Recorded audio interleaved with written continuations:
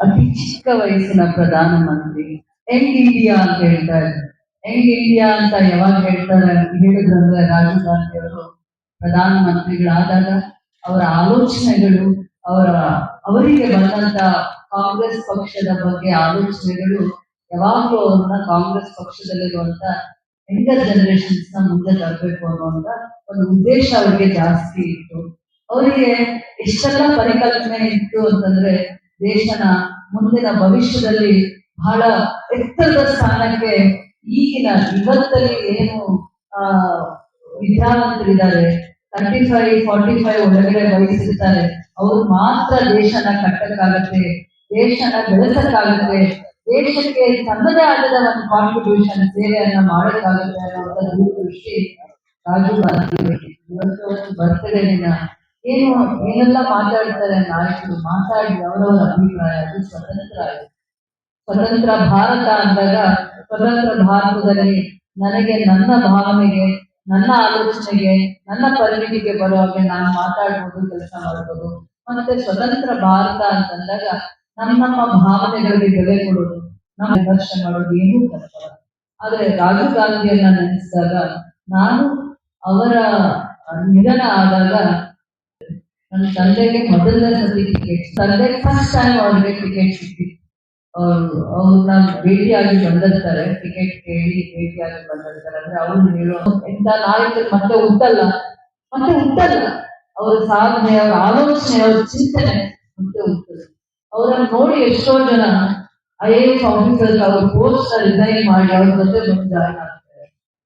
ಅವ್ರಿಗೆ ಆ ಪರ್ಸನಾಲಿಟಿ, ಅವ್ರ ನಗು, ಅವ್ರ ಮಾತು, ಯಾರು ಪ್ರೈಮ್ ಮಿನಿಸ್ಟರ್ ಇವತ್ತು ನೋಡಿ ಅವ್ರ ಸ್ಪೀಚಸ್ ಎಷ್ಟು ಹಂಬಲ್ ಪ್ರೆಸೆಂಟೇಷನ್ ಇರುತ್ತೆ ಅಂದ್ರೆ ಯಾರ ಬಗ್ಗೆ ಕೋಪ ತೋರಿಸಲ್ಲ, ದ್ವೇಷ ತೋರಿಸಲ್ಲ, ಅಸೂಯೆ ತೋರಿಸಲ್ಲ. ಯಾವತ್ತಾದ್ರೂ ಅವ್ರ ಪ್ರೆಸೆಂಟೇಷನ್ಸ್ ನೋಡಿ, ಆ ಸ್ಪೀಚ್ ನೋಡಿ ಅಂದ್ರೆ ನನಗೆ ದೇಶ ಅಂದ್ರೆ ತುಂಬಾ ಮುಖ್ಯ, ಇಂಟಿಗ್ರಿಟಿ, ನನ್ನ ಕಂಟ್ರಿ ಅಂದ್ರೆ ನನ್ನ ಪ್ರಾಣಕ್ಕಿಂತ ದೊಡ್ಡದು ನನ್ನ ದೇಶ ಅಂದ್ರೆ ಅದನ್ನೇ ಅವರು ಸಾರಿದ್ರು.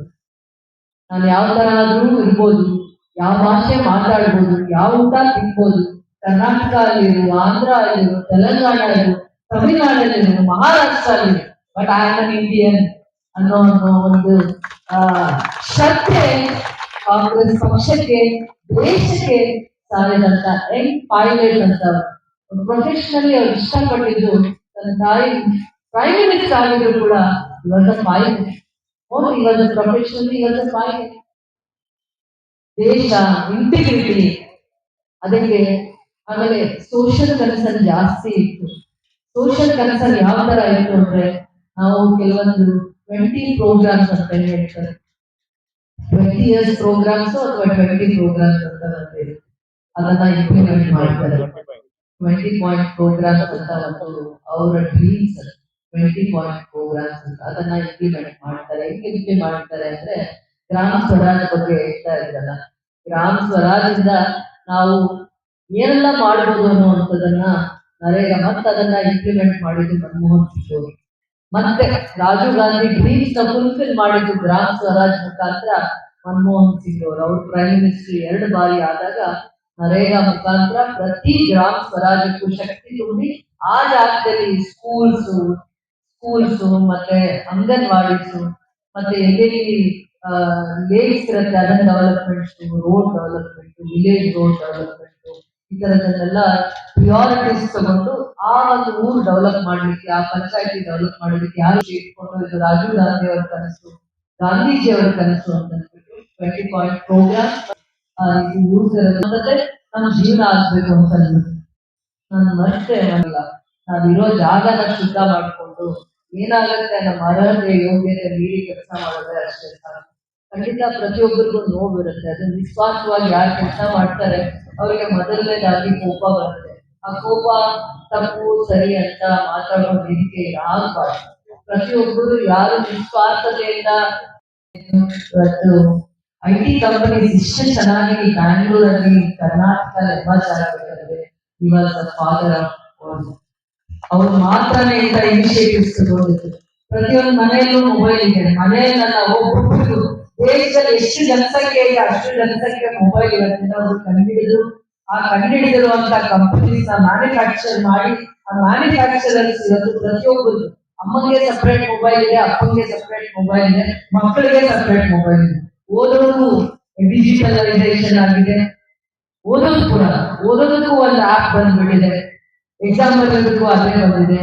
OMR ಶೀಟ್ಸ್ ನ ಕರೆಕ್ಷನ್ ಮಾಡೋದು ಅದೇ ಬಂದಿದೆ.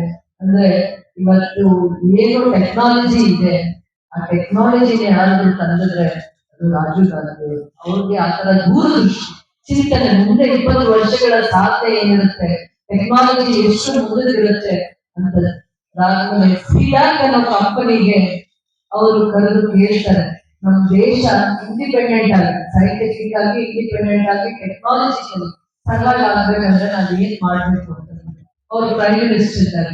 ಆ ಸಿಡಾಕ್ ಕಂಪನಿ ಬರುತ್ತೆ, ಏನು ಹೊರ ರಾಜ್ಯದಲ್ಲಿ ನೀವು ಏನಿವತ್ತು ಇದನ್ನ ತಗೋಬೇಕು ಅಂತಿದ್ದೀರಾ, ಆರ್ಮ್ಡ್ ಫೋರ್ಸಸ್ ನ ನೀವು ಪರ್ಚೇಸ್ ಮಾಡ್ಬೇಕಂದ್ರೆ ಅದನ್ನ ನಮಗೆ 3 years ಟೈಮ್ ಕೊಟ್ಟಿದ್ದಾರೆ. 3 years ಅಲ್ಲಿ ನಾವು ಅದನ್ನ ದೇಶಕ್ಕೆ ಕಾಂಟ್ರಿಬ್ಯೂಟ್ ಮಾಡ್ತೀವಿ, ನಮ್ಮ ಸೈಂಟಿಸ್ಟ್ ಕಾಂಟ್ರಿಬ್ಯೂಟ್ ಮಾಡ್ತೀವಿ ಅಂತ 3 years ಅವ್ರಿಗೆ ಟೈಮ್ ಕೊಡ್ತಾರೆ. ಆ ರಿಸೋರ್ಸಸ್ ಕೂಡ ಕೊಡ್ತಾರೆ.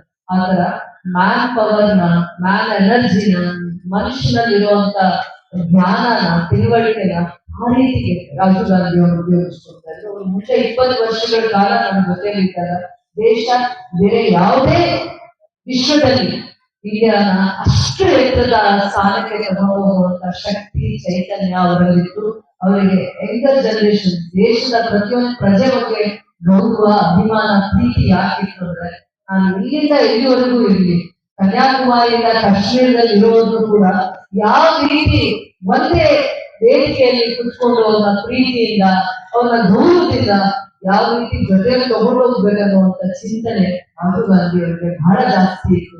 ಅವ್ರನ್ನ ಎಲ್ಲರೂ ಇಷ್ಟಪಡ್ತಾ ಇದ್ರು. ಯಾವುದೇ ಒಂದು ವೇದಿಕೆಯಲ್ಲೂ ಒಬ್ಬರು ಮನಸ್ಸನ್ನ ಗಾಯ ಮಾಡುವಂತೆ ಮಾತಾಡಿದ್ರು, ಯಾರು ಹಿಂಸೆ ಮಾಡಿ ಮಾತಾಡಿಲ್ಲ. ಯಾವತ್ತು ಪ್ರೀತಿಯಿಂದ, ಇಂಟಿಗ್ರಿಟಿಯಿಂದ, ದೇಶಭಕ್ತಿಯಿಂದ, ದೇಶಕ್ಕೆ ನಾವು ಬದುಕಿರೋದೇ ಏನಂದ್ರೆ ಅದು ಸಾಧನೆ ಮಾಡೋದಕ್ಕೋಸ್ಕರ ಅನ್ನುವಂತ ಚಿಂತನೆ, ಆಲೋಚನೆಗಳಿಂದ ಅವರು ಬೆಳೆದಿರುವಂಥದ್ದು. Is a very principled man. ಅವಾಗಲೂ ಹೇಳ್ತಾ ಇದ್ರು, ನನ್ನ ದೇಶದವರು, ಬ್ರದರ್ಸ್ ಅಂಡ್ ಸಿಸ್ಟರ್ಸ್ ಅಂತ. ಯಾವತ್ತೂ ಅವರು ಸ್ಪೀಚ್ ಅಲ್ಲಿ ಅಡ್ರೆಸ್ ಮಾಡ್ತಾ ಇದ್ದಿದೆ ಮೈ ಬ್ರದರ್ಸ್ ಅಂಡ್ ಸಿಸ್ಟರ್ಸ್ ಅಂತ. ಯಾವತ್ತಾದ್ರೂ ನೋಡಿ ಅವ್ರ ಸ್ಪೀಚಸ್ ನೋಡಿ, ತುಂಬಾ ಚೆನ್ನಾಗಿ. ನಾನು ಇವಾಗ ಪ್ರಿಯಾಂಕಾ ಅವರ ಸ್ಪೀಚಸ್ ಅಲ್ಲಿ ತುಂಬಾ ಇಂಟ್ರೆಸ್ಟ್ ಆಗ್ತದೆ. ಎಷ್ಟು ಚೆನ್ನಾಗಿ ಯಾವ ವಿಚಾರ ನಾವು ಪ್ರೆಸೆಂಟ್ ಮಾಡಬೇಕು, ದೇಶಕ್ಕೆ ಏನ್ ಅವಶ್ಯಕತೆ ಇದೆ, ಇವತ್ತು ಇಲ್ಲಿ ಏನ್ ಅವಶ್ಯಕತೆ ಇದೆ, ಒಬ್ಬರಿಗೆ ಏನ್ ಪರಿಸ್ಥಿತಿಯಲ್ಲಿದ್ದಾರೆ, ಅವ್ರನ್ನ ಯಾವ ರೀತಿ ಅದರಿಂದ ಆಚೆ ತರೋದಕ್ಕೆ ದಾರಿ ಇದೆ ಅನ್ನೋದ್ರ ಬಗ್ಗೆ ಚಿಂತನೆ ಮಾಡ್ಬೇಕು. ಅವತ್ತೇ ನಾವು ನಾಯಕರಾಗ್ತೇವೆ. ನಾನೇನಾಗ್ಬೇಕು ಅಂದ್ರೆ ಅದಕ್ಕಲ್ಲ, ನನ್ನ ಮುಂದೆ ಇರೋರು, ನನ್ನ ಜೊತೆಯಲ್ಲಿರೋರು, ಮತ್ತೆ ನನ್ನ ಕ್ಷೇತ್ರದಲ್ಲಿ ಏನ್ ಅವಶ್ಯಕತೆ ಇದೆ, ಅದಕ್ಕೆ ಏನ್ ದಾರಿ ಇದೆ, ಯಾವ ವೇದಿಕೆಯಲ್ಲಿ ನಾನು ಮಾತಾಡ್ಬೇಕು ಅಂದಾಗ ಮಾತ್ರನೇ ನಾವು ಅವ್ರಿಗೆ ಗೌರವ ಕೊಡ್ತೇವೆ. ನಮ್ಮನ್ನ ನಂಬಿಕೆಯಿಂದ ಗೆಲ್ಲಿಸಿರೋರಿಗೆ ನಾವು ಗೌರವ ಕೊಡ್ತೇವೆ. ಅದನ್ನ ಹೇಳ್ತಾ ಇದ್ವಿ. ನಮ್ಮ ಕ್ಷೇತ್ರದಲ್ಲಿ ಪೆನ್ಷನ್ಸ್ 14,000 ಪೆನ್ಷನ್ಸ್ ಡೌಟ್ಫುಲ್ ಕೇಸಸ್ ಆಗಿ ಡಿಕ್ಲೇರ್ ಮಾಡಿದ್ರು. 3-4 months ಇಂದ ಪೆನ್ಷನ್ಸ್ ನ ಸ್ಟಾಪ್ ಮಾಡಿದ್ರು. ಆ ಡೌಟ್ಫುಲ್ ಕೇಸಸ್ ನ 3 ಕಾರಣ ಹೇಳ್ತಾ ಇದ್ರು. ಒಂದು BPL ಕಾರ್ಡ್ ಕೇಳ್ತಾ ಇದ್ರು, ಇನ್ಕಮ್ ಸರ್ಟಿಫಿಕೇಟ್ ಕೇಳ್ತಿದ್ರು. ಇನ್ಕಮ್ ಸರ್ಟಿಫಿಕೇಟ್ ಕೇಳಿದಾಗ 32,000 ಇನ್ಕಮ್ ಸರ್ಟಿಫಿಕೇಟ್ ತನ್ನಿ ಅಂತಿದ್ರು. 32,000 ಇನ್ಕಮ್ ಸರ್ಟಿಫಿಕೇಟ್ ತಗೊಳಕ್ಕೆ ಅವಕಾಶ ಆಗ್ತಿರ್ಲಿಲ್ಲ.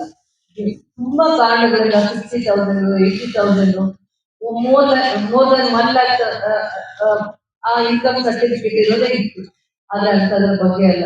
ನಮ್ಮ KGF ಸಮಸ್ಯೆ ಇಟ್ಕೊಂಡು ನಾನು ಸದನಕ್ಕೆ ಹೋದಾಗ ಇಡೀ ರಾಜ್ಯದ senior citizen, old age pension, widow pension, specially abled ಆ ಪೆನ್ಷನ್ಸ್ ಕೂಡ 1,20,000 ಅಂದ್ರೆ ಯಾರಿಗೆ BPL ಕಾರ್ಡ್ ಇರುತ್ತೆ ಅವ್ರಿಗೆ ಮತ್ತೆ ಅವ್ರ ಹತ್ರ ದಾಖಲೆಗಳನ್ನ ಮರು ಸಂಗ್ರಹಣೆ ಮಾಡಿ ಅವ್ರ ಪೆನ್ಷನ್ಸ್ ಮತ್ತೆ ಇದು ಮಾಡ್ಬೇಕು, ರೆಗ್ಯುಲರೈಸ್ ಮಾಡ್ಲಿಕ್ಕೆ ಸರ್ಕಾರ ಆದೇಶ ಮಾಡಿದೆ ಅಂತ ನಾನು ಹೇಳಕ್ ಇಷ್ಟಪಡ್ತೀನಿ. ಸರ್ಕಾರಕ್ಕೂ ಧನ್ಯವಾದಗಳನ್ನ ಹೇಳ್ತೀನಿ. ಅದಾದ್ಮೇಲೆ ಉಪಮುಖ್ಯಮಂತ್ರಿಗಳು ಪರಮೇಶ್ವರ್ ಅವರಿಗೆ ಕಳಕಳಿಯಿಂದ, ಈ ಕಾರ್ಮಿಕ ವರ್ಗದವರು ಜಾಸ್ತಿ ಇದ್ದಾರೆ, ಅವ್ರ ಮಕ್ಕಳು ದುಡಿಯುವಂತ ದುಡ್ಡು ಜೊತೆಗೆ ಬಂದು ಓಲ್ಡ್ ಏಜ್ ಪೆನ್ಷನ್ ಅವ್ರಿಗೆ ಉಳ್ಕೋಬೇಕು ಅನ್ನುವಂತ ದೂರದೃಷ್ಟಿನ ನಾನು ಪ್ರೊಟೆಸ್ಟ್ ನಡೀತಾ ಇರುತ್ತೆ. ನಾನು ಮಾತಾಡೋದವ್ರಿಗೆ ಕೇಳಿಸಲ್ಲ, ಬಟ್ ನಾನು ಎಲ್ಲ ಸ್ಟಾಟಿಸ್ಟಿಕ್ಸ್ ಮತ್ತೆ ಆಮೇಲೆ ನಾನು ಹಠ ಮಾಡಿ ಹೇಳ್ತೀನಿ ಅವ್ರಿಗೆ ಎಲ್ಲ ಇದೆ ಮಾಡಿ, ಎಲ್ಲ ಪರ್ಮನೆಂಟ್ ಸೋರ್ಸಸ್ ಎಲ್ಲ ಟೆಂಪರರಿ ಜಾಬ್ಸ್ ಇರುತ್ತೆ.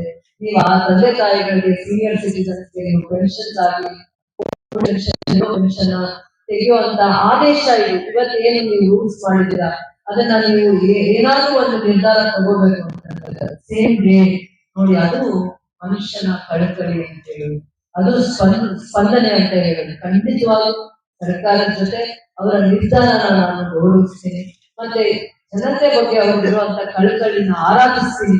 ಈ ತರ ತೊಂದರೆ ಆಗುತ್ತೆ, ವಯಸ್ಸಾಗಿರೋರು ದುಡ್ಡು ತಿನ್ನಕ್ಕಾಗಲ್ಲ, ಅದಕ್ಕೆ ನಾವೇನ್ ಗೌರವ ಕೊಟ್ಟಿದ್ದೀವಿ. ಅದು ಇನ್ನೊಂದು ಸತ್ಯ ಬೇಕು.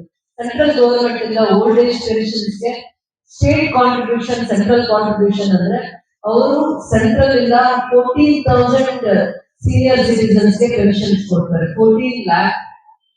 ನಮ್ಮ ಕರ್ನಾಟಕ 85 ಲಕ್ಷ ಜನಕ್ಕೆ, ಎಷ್ಟು ಕುಟುಂಬಗಳಿಗೆ? 85 ಲಕ್ಷ ಕುಟುಂಬಗಳಿಗೆ ಪೆನ್ಷನ್ಸ್ ಕೊಡುತ್ತೆ. ಅವ್ರ ಕಾಂಟ್ರಿಬ್ಯೂಷನ್ ಸೆಂಟ್ರಲ್ ಗವರ್ಮೆಂಟ್ ಇಂದ ಸೀನಿಯರ್ ಸಿಟಿಸನ್ಗೆ 200 rupees ಕಾಂಟ್ರಿಬ್ಯೂಷನ್. ಆ 200 rupees ಜೊತೆ ನಮ್ಮ ಸರ್ಕಾರ 1,000 ಕೊಟ್ಟು ಸೀನಿಯರ್ ಸಿಟಿಸನ್ಗೆ ಪೆನ್ಷನ್ ಕೊಡ್ತಾರೆ. ಇದನ್ನೆಲ್ಲ ತಿಳ್ಕೊಳ್ಳುವಂಥದ್ದು ಬಹಳ ನಮ್ಮ ಜವಾಬ್ದಾರಿ. ಪ್ರತಿದಿನ ಕಲಿಯೋದಿರುತ್ತೆ.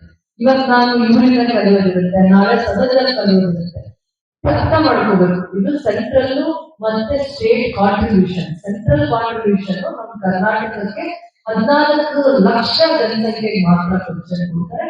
ಅವ್ರು ಅದು ಗೈಡ್ಲೈನ್ಸ್ ಇರುತ್ತೆ. ಅದನ್ನ ಮೀರಿ ನಮ್ಮ ಸ್ಟೇಟ್ ಗವರ್ಮೆಂಟ್ ಇನ್ನು ಮುಂದಕ್ಕೆ 1 ಕೋಟಿ ಜನಸಂಖ್ಯೆಗೆ ಹೇಗೆ BPL ಬೆನಿಫಿಟ್ ಸಿಗುತ್ತೆ, ಮುಂದಕ್ಕೆ ಯಾರಿಗೆ BPL ಕಾರ್ಡ್ ಇರುತ್ತೆ, ಬಿಲೋ ಪಾವರ್ಟಿ ಲೈನ್ ಅಲ್ಲಿ ಬರ್ತಾರೆ, ಅವರೆಲ್ಲ ಕುಟುಂಬಗಳಿಗೂ ಕೂಡ ಪೆನ್ಷನ್ ಸರ್ವಿಸಸ್ ಇರುತ್ತೆ. ಈ ಸರ್ಕಾರದ ಗ್ಯಾರಂಟಿ ಯೋಜನೆಗಳ ಜೊತೆಯಲ್ಲೂ ಕೂಡ ನಮ್ಮ ಕರ್ನಾಟಕ ಸರ್ಕಾರದ ಕಾಂಟ್ರಿಬ್ಯೂಷನ್ 1,000 rupees. ಒಬ್ಬರ ಪೆನ್ಷನ್ಗೆ 1,000 rupees ಕಾಂಟ್ರಿಬ್ಯೂಟ್ ಮಾಡ್ತಾರೆ. ಆಮೇಲೆ ಸ್ಪೆಷಲಿ ಏಬಲ್ಡ್ ಕೂಡ ಅವ್ರು 500 ರೂಪಾಯಿ ಕೊಡಲ್ಲ, ಬರೀ 300 ಕೊಡ್ತಾರೆ. 60% ಇರಲಿ, 50% ಇರಲಿ, ಇಂಥವೆಲ್ಲ ದಯಮಾಡಿ ತಿಳ್ಕೊಡಿ, 300 rupees ಕೊಡ್ತಾರೆ. ಅದ್ರ ಜೊತೆ 1,200 rupees ನಮ್ಮ ಸರ್ಕಾರ ಸೇರಿಸಿ ಇಂಥ ಎಲ್ಲಾ ಯೋಜನೆಗಳನ್ನ, ಅರ್ಥಪೂರ್ಣವಾಗಿರೋ ಯೋಜನೆಗಳನ್ನ ಮಾಡಿ ಇವರ ರಕ್ಷಣೆಗೆ ನಿಂತಿದೆ. ಅದು ಯಾರು ಆತಂಕ ಪಡೋದು ಬೇಡ. ಖಂಡಿತ ಸಿಸ್ಟಮ್ ಇಂದ ಅದನ್ನ ಅಕ್ಸೆಪ್ಟ್ ಮಾಡಿದ್ರು ನಾವು ಇದಕ್ಕೆ ಒಂದು ಹೋಮ್ವರ್ಕ್ ಮಾಡ್ತೀವಿ. ಏನಲ್ಲ, ನಿಮ್ಮಲ್ಲಿ ಒಂದು ಆಧಾರ್ ಕಾರ್ಡ್ ಮತ್ತೆ ಈಗ ಪೆನ್ಷನ್ ತಗೊಂತಾ ಇರೋ ಡೀಟೇಲ್ಸ್ ತಗೋಬಹುದು. ಗ್ರಾಮೀಣ ಭಾಗ ಇರ್ಬೋದು, ನಗರ ಭಾಗ ಇರ್ಬೋದು, ಎಲ್ಲಾ old age senior citizen pensions ನ ಸೆಪರೇಟ್ ಮಾಡೋದಕ್ಕೆ ನಾವು ಮತ್ತೆ ಇನ್ನೂ ಒಂದು ಪ್ರಿನ್ಸಿಪಲ್ ಸೆಕ್ರೆಟರಿ ಅಂತ ಕೊಟ್ಕೊಂಡು ಅವ್ರಿಗೆ ಆದ ಮಾರ್ಗದರ್ಶನ, ಅಂದ್ರೆ ಪ್ರತಿ ತಾಲೂಕಾ ಮತ್ತೆ ಡಿಸ್ಟ್ರಿಕ್ಟ್ ವೈಸ್ ಅವರಿಗೆ ಗೈಡೆನ್ಸ್ ಕೊಡಿಸಿ ಆದೇಶ ಆಗಿದೆ. ಅವ್ರು ಯಾವ ಪೆನ್ಷನ್ಸ್ ತಡೆ ಹಿಡಿಬಾರ್ದು. ಮಾಧ್ಯಮ ಸದಾ ಕಾಲ ಎಚ್ಚೆತ್ಕೊಂಡು ಅದನ್ನ ಹಂತವಾಗಿ ಇಂಥ ಸಮಸ್ಯೆ ಇದೆ ಅನ್ನೋದನ್ನ ಬೆಳೆಸಲ್ತಾ ಬರ್ತಾ ಇದ್ರಿಂದ ಇದೊಂದು ಸದನದಲ್ಲಿ ನನಗೆ ಅವಕಾಶ ಆಯ್ತು. ಅವಕಾಶ ಆದ್ರೂ ಕೂಡ ನಾನು ಅದನ್ನ ತಮ್ಮ ವಾರ್ಡ್ ಅಲ್ಲಿ ತಹಸೀಲ್ದಾರ್ ಮತ್ತೆ ವಿಲೇಜ್ ಅಕೌಂಟೆಂಟ್ ಮತ್ತೆ ಯಾವ ಟೀಮ್ ಜೊತೆ ಬರ್ತಾ ಇದೆ, ಹೋಗಿ ಹೋಮ್ವರ್ಕ್ ಮಾಡಿ ಒಂದು ಸೀರಿಯಸ್